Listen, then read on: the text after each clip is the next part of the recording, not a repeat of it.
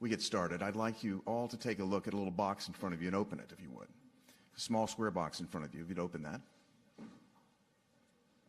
There it is, Sakawa-san, right in front of you there. Open that box.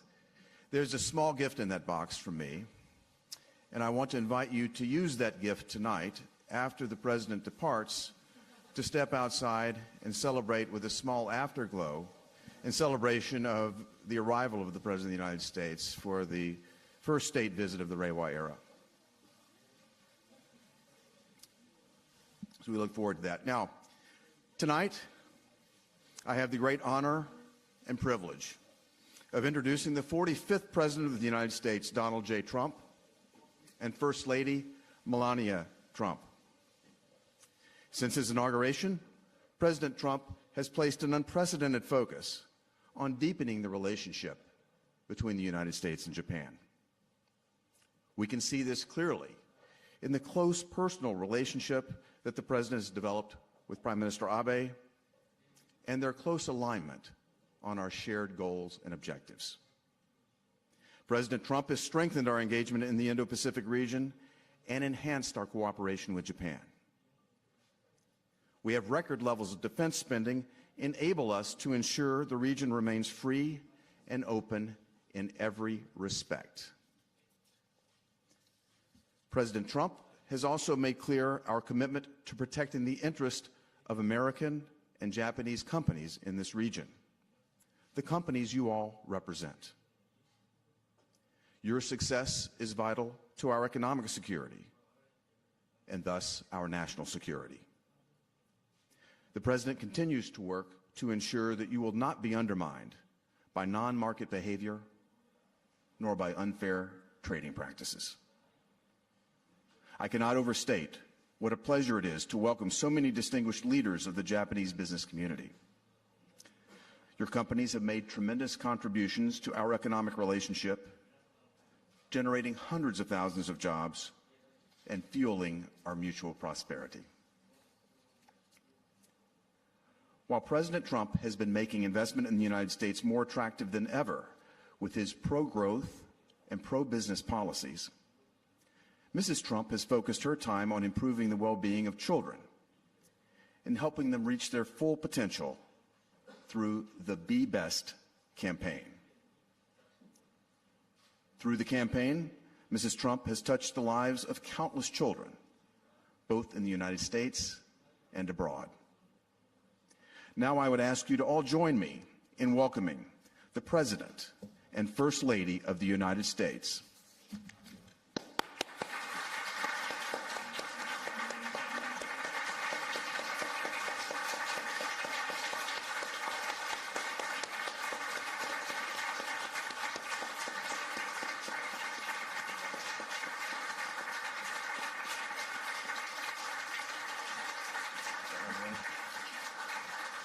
Well, thank you very much.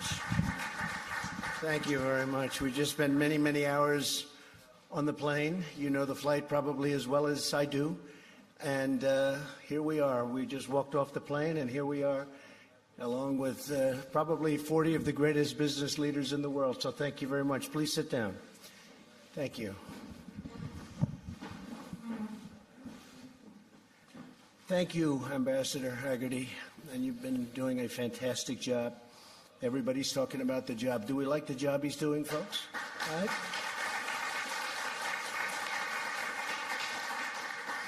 And we really have strengthened the enduring alliance between the United States and Japan. It's very special.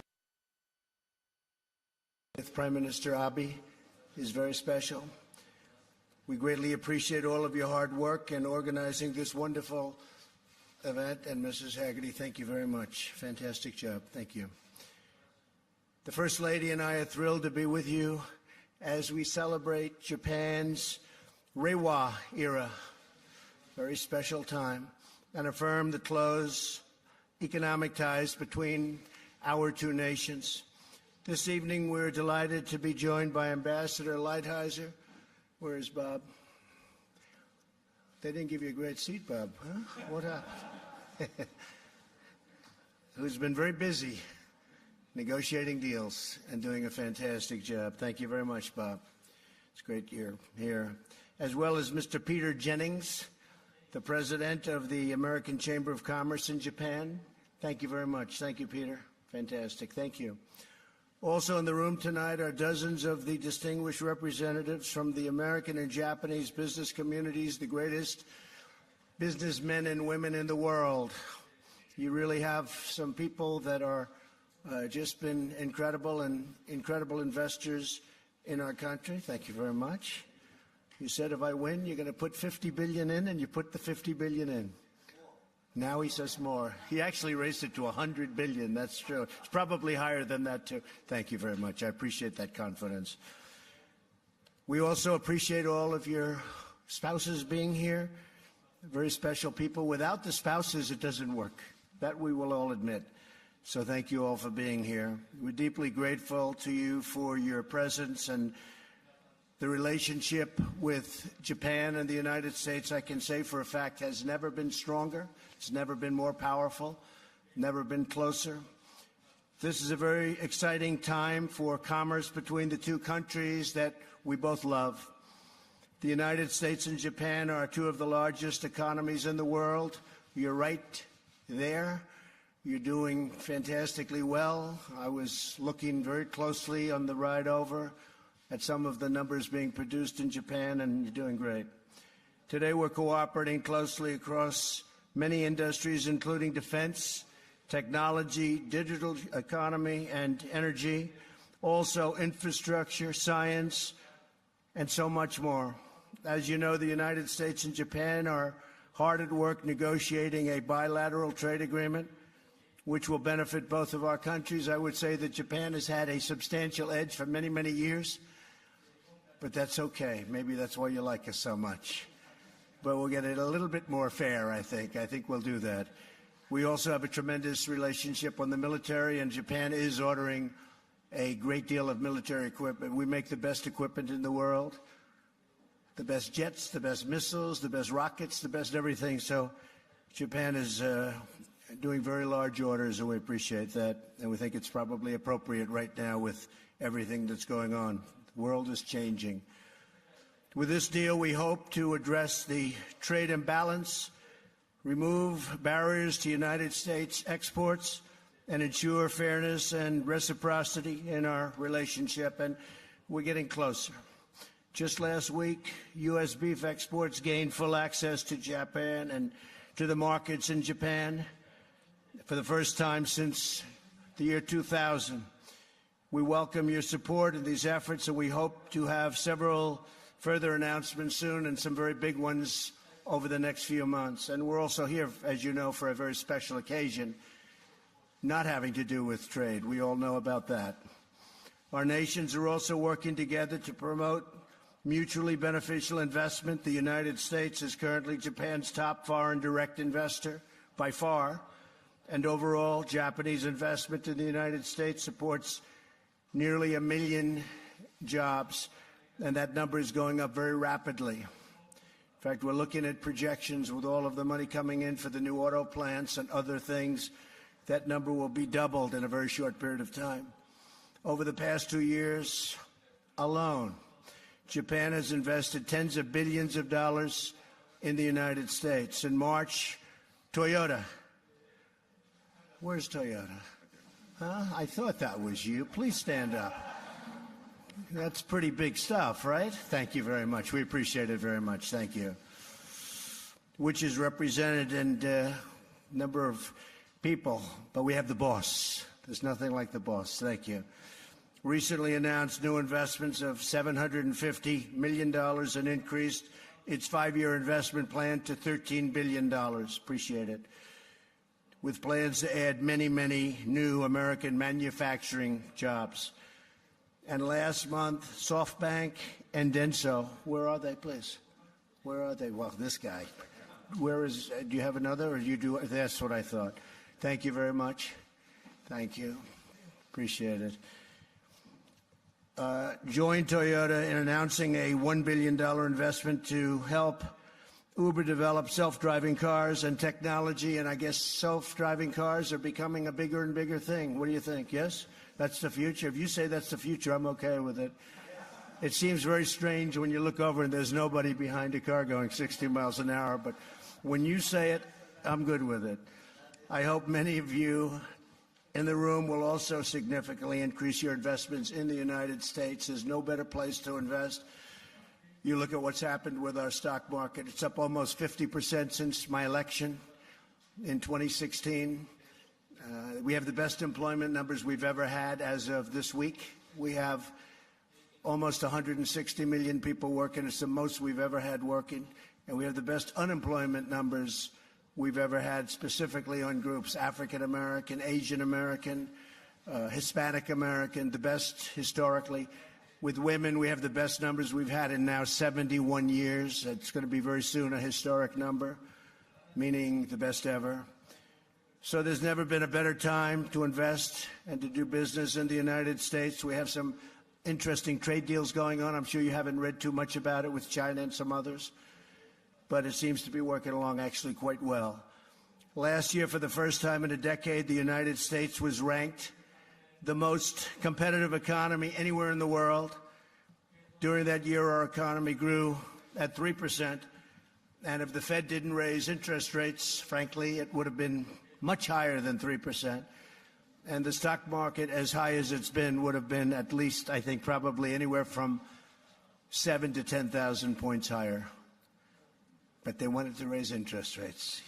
You'll explain that to me.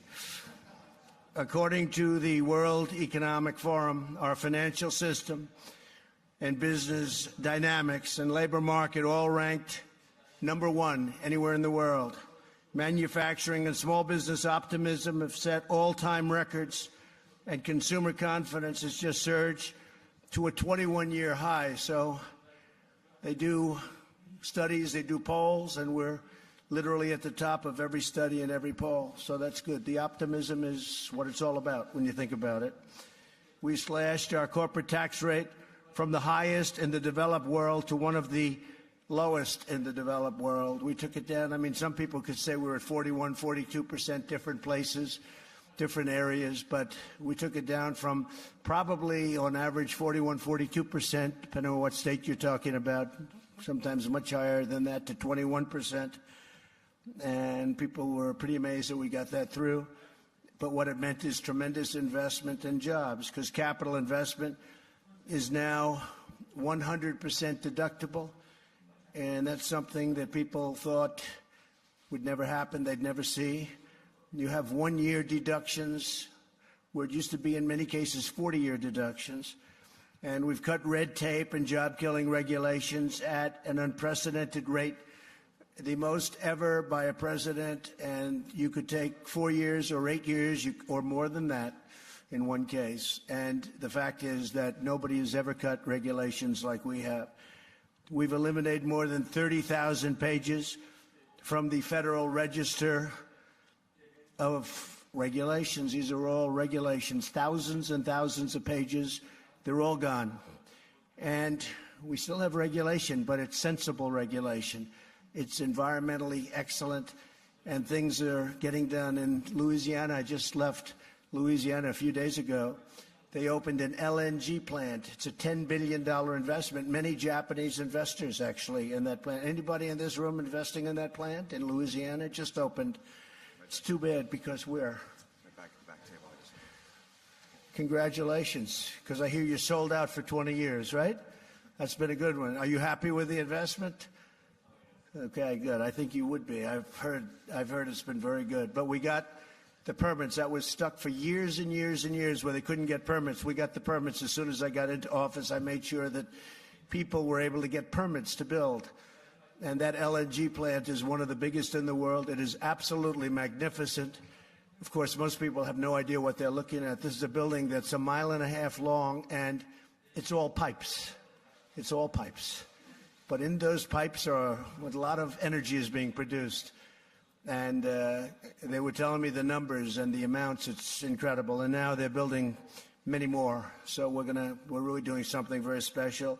The United States, as you know, has become the #1 country in the world during my administration, 2.5 years, in energy.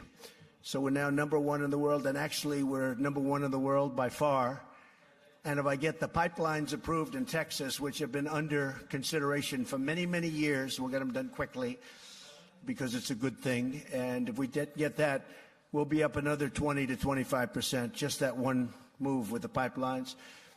We were able to do as you know, the Dakota Access Pipeline, and we were able to do many pipelines. Many pipelines got approved that were stuck. They were absolutely stuck. You know, the Keystone XL pipeline, the big one, I did that in my first week in office, 48,000 jobs, and that's now under construction. So we want U.S. companies, we want Japanese companies, we want firms from all around the world to build and hire and grow in the United States. It really is a special place, and we really have made it much easier.